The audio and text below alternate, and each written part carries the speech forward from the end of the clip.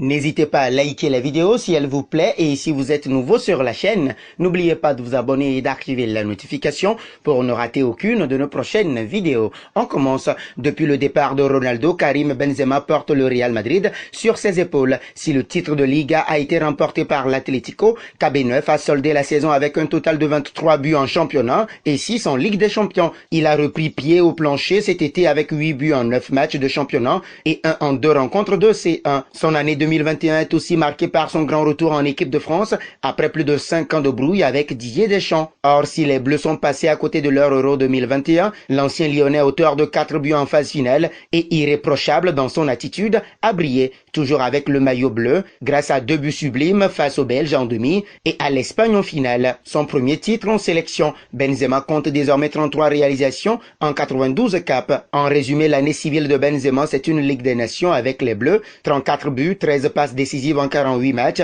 avec le Real Madrid et la sélection. Ça compte aussi. 2 jours après l'annonce des 30 nominés, l'attaquant français a frappé fort en offrant aux Bleus la Ligue des Nations sur un but exceptionnel face à l'Espagne. Au passage, il remporte un trophée même si celui-ci n'a pas le même poids que l'Euro ou la Copa América. Rappelons que les performances collectives figurent parmi les critères du Ballon d'Or. La réussite du buteur, actuellement en pleine bourre avec le Real et les Bleus, aura forcément un impact sur les choix des 170 journalistes. Les votes sont ouverts depuis vendredi et seront clos le 24 octobre. Le lauréat sera connu le 29 novembre. Le Ballon d'Or, c'est aussi une lutte d'influence.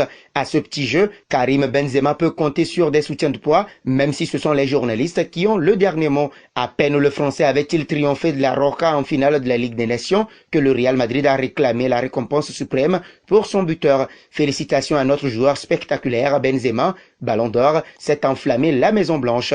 L'influent quotidien Marca a surenchéri en estimant que le natif de Lyon est actuellement sans rival dans la lutte pour le Ballon d'Or. Dans l'entretien accordé à France Football ce week-end, Lionel Messi himself a cité son nom. Il a fait une grande année au niveau individuel, a déclaré l'Argentin, candidat sérieux lui aussi à un 7e Ballon d'Or. Notons qu'il a aussi cité les noms de Neymar, Mbappé et Lewandowski. Comme pour les Bleus sacrés champions du monde en 2018, l'absence de stars pourrait empêcher un champion d'Europe italien de remporter le Ballon d'Or. Le Croate Modric avait été sacré Ballon d'Or il y a 3 ans. 5 joueurs de la Nazionale figurent parmi les 30 nominés. Donnarumma, Bonucci, Chiellini, Barella et Jorginho. Vainqueur de la Ligue des Champions avec Chelsea, ce dernier est bien placé, mais les voix des journalistes risquent d'être partagées entre 5 champions d'Europe et donc profiter aux autres favoris, dont Karim Benzema.